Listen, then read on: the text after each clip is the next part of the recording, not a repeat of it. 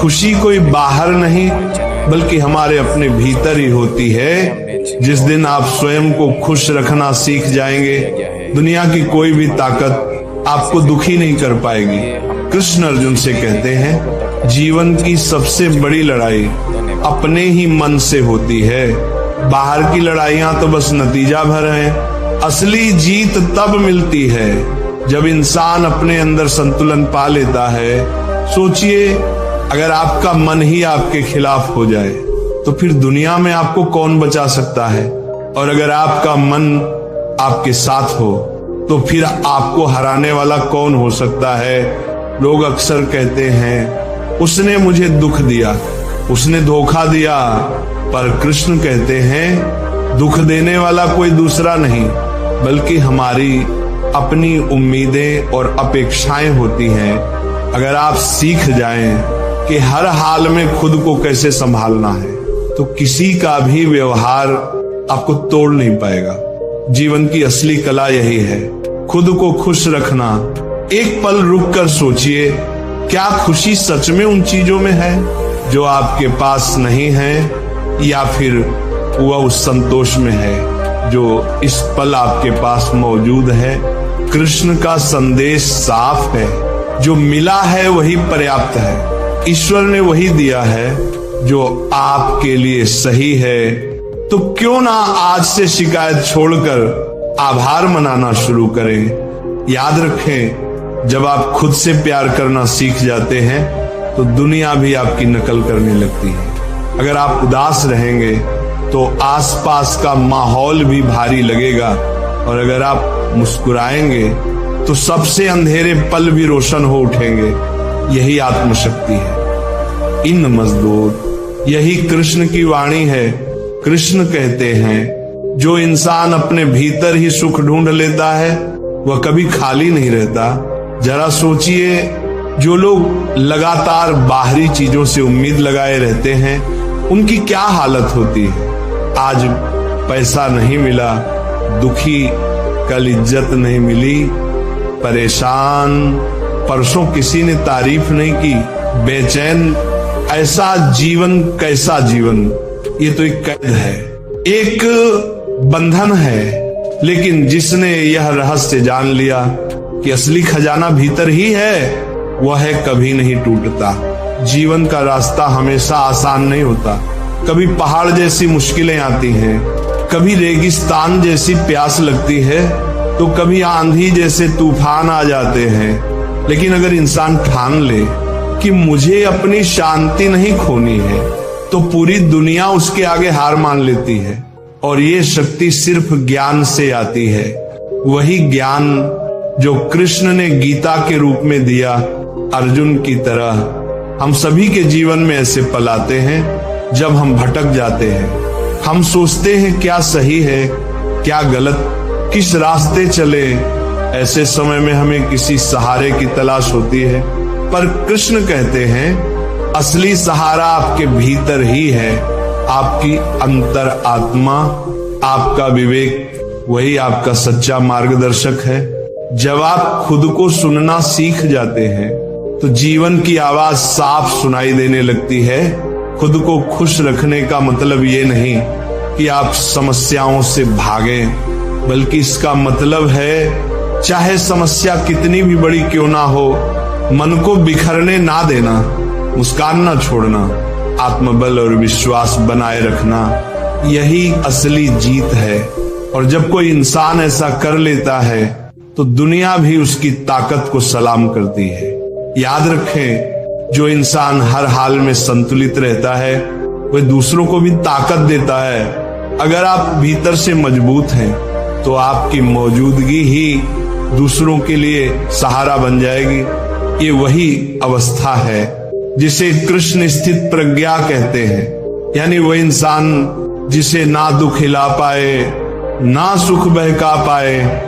कृष्ण का संदेश है, जीवन की सबसे बड़ी ताकत आत्मनिर्भरता है। अगर आपकी मुस्कान दूसरों के व्यवहार पर निर्भर है तो आप हमेशा कमजोर बने रहेंगे। लेकिन जब आपकी मुस्कान आपके अपने फैसले से जन्म लेती है तो कोई भी उसे छीन नहीं सकता।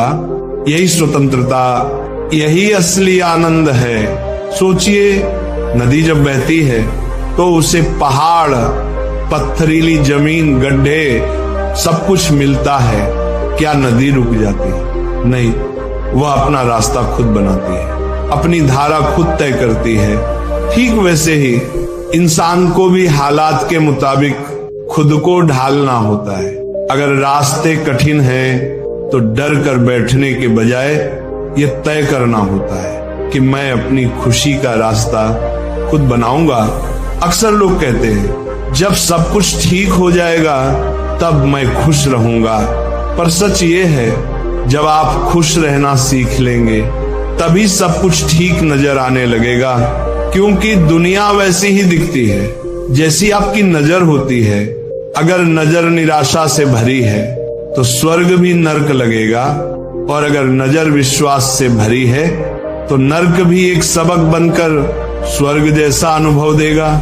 कृष्ण ये भी सिखाते हैं कि खुशी एक साधना है, इसे रोज चुनना पड़ता है। जैसे सांस लेना, सुबह उठकर मन में ये संकल्प ले, चाहे आज कुछ भी हो जाए मैं अपनी शांति नहीं खोऊंगा। ये एक वचन आपको पूरे दिन मजबूती देगा। और अगर दिन में कभी हार मानने का मन करे तो बस अपने भीतर कृष्ण की आवाज सुने, डर मत, मैं तेरे साथ हूं। खुद को खुश रखना सीखने का मतलब यही नहीं कि आप दूसरों से मुंह मोड़ लें। इसका मतलब है अपनी जड़ें इतनी गहरी कर लेना कि बाहरी तूफान भी उन्हें हिला ना सके। जिस तरह मजबूत जड़ों वाला पेड़ तूफान में भी नहीं हिलता, उसी तरह जिस व्यक्ति ने अपने भीतर की स्थिरता पाली है उस पर कोई भी मुसीबत हावी नहीं हो पाती। हमारी सबसे बड़ी गलती यह है कि हम अपने दुख का कारण हमेशा बाहर ढूंढते हैं, कभी हालात को, कभी परिवार को, कभी समाज को, तो कभी अपनी किस्मत को। लेकिन गीता में श्री कृष्ण स्पष्ट कहते हैं कि हमारा सुख दुख हमारे अपने विचारों से तय होता है। बाहरी दुनिया तो बस घटनाएं लाती है, लेकिन हमारी मन स्थिति ही उनका असर तय करती है। अगर आप अपने मन को काबू में कर ले तो दुख का प्रभाव अपने आप खत्म हो जाएगा। सोचिए, युद्ध के मैदान में खड़े अर्जुन ने हथियार डाल दिए थे और अपनों को सामने देखकर विचलित हो रहे थे, लेकिन कृष्ण ने उन्हें यही सीख दी कि जब तक आप अपनी भावनाओं के गुलाम रहेंगे सही फैसले नहीं ले पाएंगे। मन पर नियंत्रण करती है। अगर आप अपने मन को काबू में कर ले तो दुख का प्रभाव अपने आप खत्म हो जाएगा। सोचिए, युद्ध के मैदान में खड़े अर्जुन ने हथियार डाल दिए थे और अपनों को सामने देखकर विचलित हो रहे थे, लेकिन कृष्ण ने उन्हें यही सीख दी कि जब तक आप अपनी भावनाओं के गुलाम रहेंगे सही फैसले नहीं ले पाएंगे। मन पर नियंत्रण ही जीवन की हर लड़ाई जीतने की कुंजी है। खुश रहना कोई छोटी बात नहीं, बल्कि एक गहरा निर्णय है। जब इंसान ठान लेता है कि वह अपनी ऊर्जा नकारात्मक बातों में नहीं गवाएगा तो उसकी पूरी मौजूदगी ही बदल जाती है।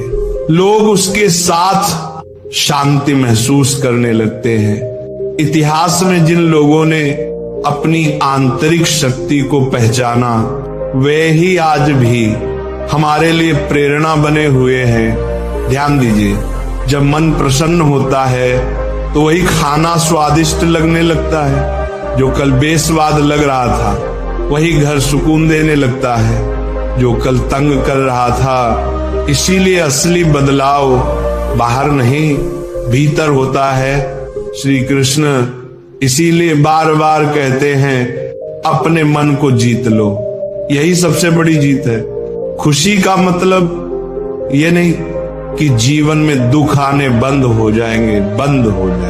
दुख तो आएंगे ही, लेकिन फर्क सिर्फ इतना है कि आप उन्हें कैसे देखते हैं। अगर आप उन्हें बोझ समझेंगे तो वे आपको दबा देंगे, लेकिन अगर आप उन्हें सीख का रूप दे दें तो वही दुख आपको मजबूती देंगे। यही गीता का सार है। हर स्थिति को दुश्मन नहीं बल्कि गुरु मानो। हर सुबह जागने पर आपके सामने दो रास्ते होते हैं, या तो बीते कल की शिकायतों को ढोते रहें या नए दिन को एक नए मौके के रूप में अपनाएं। कृष्ण हमें सिखाते हैं, बीते हुए कल का बोझ आज की खुशियों को मत कुचलने दो। बीता हुआ कल नहीं बदल सकता, लेकिन आज की सोच बदल सकती है, और यही सोच आने वाले कल को बदल देती है। अपने मन को लगातार सकारात्मक ऊर्जा देना जरूरी है। जैसे शरीर को रोज भोजन चाहिए, वैसे ही मन को रोज अच्छे विचार चाहिए। अगर आप मन में कड़वाहट, ईर्ष्या और शिकायतें भरते रहेंगे तो चेहरा चाहे कितना भी हंसता दिखे, भीतर से आप खोखले होते जाएंगे। वहीं अगर आप कृतज्ञता, संतोष और विश्वास को अपनाएंगे तो जीवन का हर पल अनमोल लगेगा। याद रखें, सुख बाहरी चीजों से मिलता है, लेकिन शांति भीतर से आती है। बाहरी चीजें क्षणिक सुख देती हैं, लेकिन भीतर की स्थिरता ही सच्चे आनंद का स्रोत है। इसीलिए कृष्ण कहते हैं कि योगी वह है जो हर हाल में संतुलित रहे। अपनी खुशी की जिम्मेदारी खुद लीजिए। आपका जीवन सिर्फ आपका है। अगर आप दूसरों की राय के चक्कर में अपनी आत्मा को दुखी करेंगे तो अंत में कुछ भी हाथ नहीं आएगा। इसीलिए खुद के साथ न्याय कीजिए, अपने मन की सुनिए और अपनी आत्मा का सम्मान कीजिए। यही आत्मसम्मान धीरे धीरे आत्मिक सुख में बदल जाता है। खुश रहने का मतलब है हर स्थिति को एक अवसर में बदल देना। अगर जीवन ने आपको कठिन रास्ता दिया है तो समझ जाइए कि वो आपको मजबूत बना रहा है। अगर जीवन ने आपको अकेला किया है तो समझ जाइए कि वो आपको अपने असली स्वरूप से मिला रहा है। इस नजरिए से देखेंगे तो हर कठिनाई में छुपा उपहार दिखाई देगा। जीवन में कई बार लगता है कि सब कुछ हमारे खिलाफ है। रिश्तों में तनाव, काम में मुश्किलें, समाज की आलोचनाएं, ऐसे में हम टूटने लगते हैं। लेकिन कृष्ण सिखाते हैं कि टूटना हार नहीं है। असली हार तो तब होती है जब आप उठने की कोशिश ही छोड़ देते हैं। इसीलिए जब हालात कठिन हो तो खुद को याद दिलाइए, मैं इन परिस्थितियों से बड़ा हूं, मेरी आत्मा इन सब सीमाओं से परे है। यही सोच आपके भीतर नई ऊर्जा जगा देगी। कई बार हम अपने आप को इतना कमजोर समझने लगते हैं कि दूसरों की एक छोटी सी बात भी हमें दुखी कर देती है। लेकिन भगवान कृष्ण ने कहा है कि जो व्यक्ति अपनी आत्मा को पहचान लेता है उसे कोई चोट नहीं पहुंचा सकता। इस बात पर गौर करें। अगर आपको ये एहसास हो जाए कि आप सिर्फ ये शरीर नहीं बल्कि एक अनंत आत्मा है, तो फिर दूसरों की आलोचना, ताने या धोखा आपको कितना प्रभावित कर पाएगा?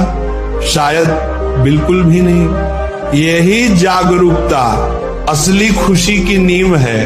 खुद को खुश रखने का एक और रहस्य है दूसरों की सेवा। जब आप सिर्फ अपने लिए जीते हैं तो खुशी सीमित रह जाती है, लेकिन जब आप दूसरों के जीवन में खुशी लाते हैं तो आपके अंदर एक गहरी संतुष्टि जन्म लेती है। इसीलिए कृष्ण ने गीता में कहा है कि निस्वार्थ कर्म ही योग है। सोचिए, जब आपके काम से किसी के चेहरे पर मुस्कान आती है तो वो मुस्कान आपके अंदर भी झलकने लगती है। याद रखें, खुशी कभी भविष्य में नहीं मिलती। बहुत से लोग सोचते हैं कि जब उन्हें कुछ मिल जाएगा तब वे खुश होंगे, पर सच्चाई ये है कि अगर आप आज खुश रहना नहीं सीख पाए तो कल भी नहीं सीख पाएंगे। इसलिए हर पल को उत्सव की तरह जीना ही असली साधना है, जीवन की सबसे बड़ी कला है। छोटी छोटी चीजों में आनंद ढूंढना, सुबह की पहली किरण देखना, पक्षियों की आवाज सुनना, किसी जरूरतमंद की मदद करना या अपनों के साथ एक पल बांटना, यही क्षण असली धन है। और जो इन्हें पहचान लेता है वही सच्चा धनी। कृष्ण ये भी बताते हैं कि इंसान की सबसे बड़ी ताकत उसका फैसला है। अगर आपने ठान लिया कि आप हर हाल में सकारात्मक रहेंगे तो दुख आपके सामने टिक नहीं पाएगा। जो व्यक्ति अपने निर्णय पर डटा रहता है वही जीवन को दिशा देता है। वहीं जो अपने मन के बहाव में बहता रहता है वो हमेशा हालात का गुलाम बना रहता है। जरा सोचिए, अगर बारिश हो रही है तो एक व्यक्ति शिकायत करेगा कि उसके कपड़े गीले हो गए, जबकि दूसरा उसी बारिश में नाचकर मजा लेगा। बारिश तो एक है लेकिन नजरिया अलग है। यही जीवन का रहस्य है। हालात सबके लिए एक जैसे होते हैं, लेकिन खुश रहने का चुनाव हर किसी का अपना होता है। एक बात और समझे, दुख तब बढ़ता है जब हम दूसरों से अपनी तुलना करने लगते हैं। दूसरों की जिंदगी देखकर हम अपनी खुशी खो देते हैं। लेकिन कृष्ण कहते हैं, अपना धर्म निभाओ, दूसरों की नकल मत करो, यानी अपनी राह पर चलो, क्योंकि आपकी जिंदगी आपकी अपनी यात्रा है। अगर आप किसी और के रास्ते पर चलेंगे तो ना संतुष्टि मिलेगी ना आनंद। खुद को खुश रखने का एक और महत्वपूर्ण तरीका है माफ करना। जब आप किसी के खिलाफ गुस्सा पालते हैं तो वह बोझ आपको ही अंदर से खाए जाता है, लेकिन जब आप माफ करना सीख जाते हैं तो आपका दिल हल्का हो जाता है, और हल्का दिल ही खुश रह सकता है। इसीलिए कृष्ण ने दया और करुणा को सबसे बड़ा गुण बताया है। ये मत सोचिए कि खुशी का मतलब हमेशा हंसते रहना है। असली खुशी का मतलब है अंदर से स्थिर रहना।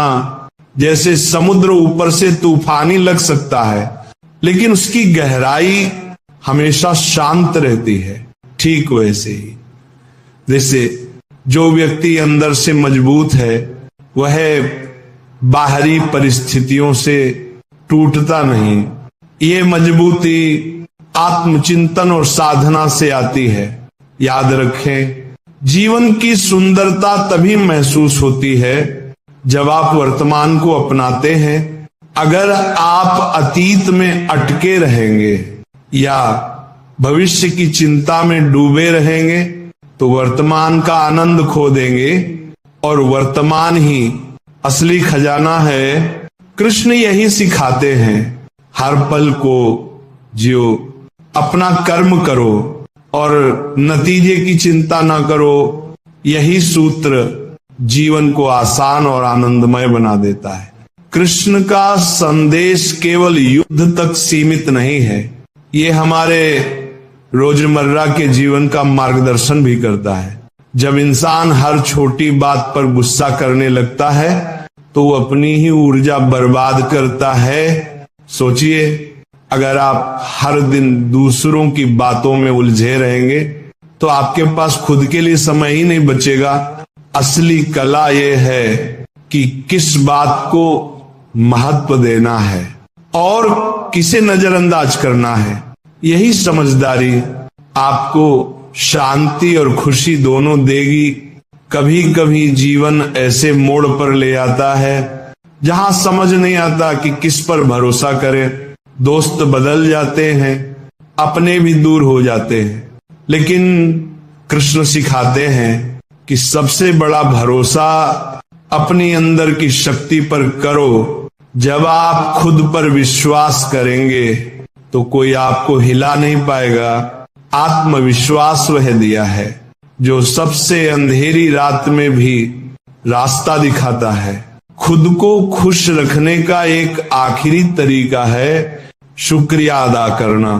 जो कुछ भी आपको मिला है उसके लिए आभार महसूस करें। जब आप ये देखने लगेंगे कि आपके पास क्या है तो जीवन सुंदर नजर आएगा। लेकिन अगर आप यही सोचते रहेंगे कि आपके पास क्या नहीं है तो चाहे कितना भी पालें कमी ही महसूस होगी। आभार वह चाबी है जो आपके अंदर छुपे सच्चे सुख की तिजोरी खोल देती है। कृष्ण का संदेश है कि इंसान वही है जो अपने कर्मों से दुनिया को सुधारता है। जब आप पूरी ईमानदारी से अपना काम करते हैं तो न सिर्फ बाहरी सफलता मिलती है बल्कि अंदर से एक गहरा संतोष भी मिलता है।